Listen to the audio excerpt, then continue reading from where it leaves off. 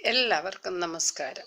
ഇന്ന് നമുക്ക് കേരളത്തിന്റെ ഔദ്യോഗിക ഫലമായ ചക്കയെക്കുറിച്ചും ചക്ക പഴംപൊരി എങ്ങനെയാണ് മേക്ക് ചെയ്തെടുക്കുന്നത് എന്നും നോക്കാം.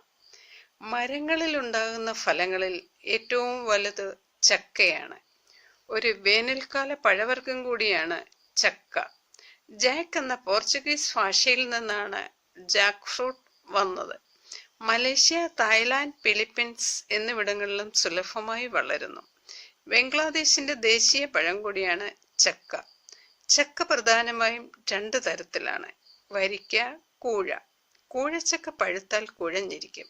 വരിക്കച്ചക്ക പഴുത്താൽ നല്ല ഉറപ്പുണ്ടാകും. ചക്കയിൽ ജീവകം എ, ജീവകം C, thiamine, potassium, calcium, riboflavin, ഇരുമ്പ്, നിയാസിൻ, സിങ്ക് തുടങ്ങിയ ധാരാളം ധാതുക്കളുടെ കലവറയാണ്. നാരുകൾ ധാരാളം അടങ്ങിയിട്ടുള്ളത് കൊണ്ടും കൊളസ്ട്രോൾ വളരെ കുറവായതിനാലും ചക്ക ഹൃദയ സംബന്ധമായ രോഗമുള്ളവർക്ക് വളരെ നല്ലതാണ്. ചക്കയിലെ പൊട്ടാസ്യം രക്തസമ്മർദ്ദം കുറയ്ക്കാൻ സഹായിക്കും. ഇരുമ്പ് ധാരാളം അടങ്ങിയിട്ടുള്ളതിനാൽ വിളർച്ച മാറുന്നതിനും രക്തപ്രവാഹം ശരിയായ രീതിയിലാക്കുന്നതിനും ഉത്തമമാണ്. ചക്കയിൽ ധാരാളം മഗ്നീഷ്യവും കാൽസ്യവും അടങ്ങിയിട്ടുള്ളതിനാൽ എല്ലുകളെ ബലമുള്ളതാക്കാൻ സഹായിക്കും.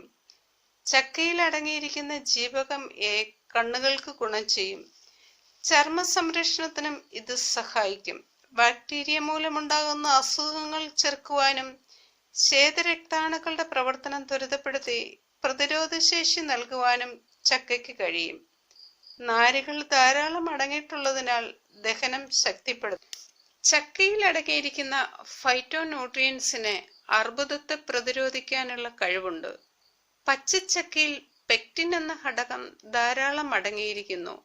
ഹീമോതെറാപ്പി മൂലമുണ്ടാകുന്ന പാർശ്വഫലങ്ങൾ നിയന്ത്രിക്കാൻ ചക്ക പൊടിക്ക് കഴിയുമെന്ന് പറയപ്പെടുന്നു. ഹോർമോൺ ഉൽപാദനം ശരിയായ രീതിയിൽ നടക്കുന്നതിന് ചക്ക സഹായിക്കും. നമ്മുടെ ശരീരത്തിന് അത്യാവശ്യമായ പോഷകങ്ങളാൽ സമ്പുഷ്ടമാണ് ചക്കപ്പഴം. ഈ പഴം പലതരത്തിൽ പല വിഭവങ്ങളാക്കി പാകം ചെയ്യാം. ചക്കപ്പഴംപൊരി എങ്ങനെയാണ് ഉണ്ടാക്കുന്നത് എന്ന് നോക്കാം.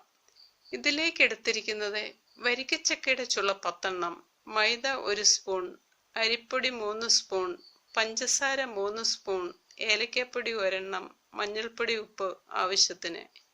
ഇവ മിക്സ് ചെയ്ത് ഇഡ്ഡലിമാവ് പാകത്തിൽ വെള്ളമൊഴിച്ച് കലക്കുക. എണ്ണ തിളയ്ക്കുമ്പോൾ ചുള്ളുകൾ കുരു കളഞ്ഞ് മുഴുവനായോ ഹാഫായോ മുറിച്ച് മാവിൽ മുക്കി വറുത്തെടുക്കുക. മാവ് 20 മിനിറ്റ് വച്ചതിന് ശേഷം വറുത്തെടുക്കാൻ ഉപയോഗിക്കുന്നതാണ് കൂടുതൽ നല്ലത്. ഈ ചാനൽ ഇഷ്ടമായി എങ്കിൽ സബ്സ്ക്രൈബ് ചെയ്യുക, ലൈക്ക് ചെയ്യുക. നിങ്ങളുടെ സഹകരണവും പ്രോത്സാഹനവും കൂടുതൽ പ്രതീക്ഷിച്ചുകൊണ്ട് നന്ദി, നമസ്കാരം.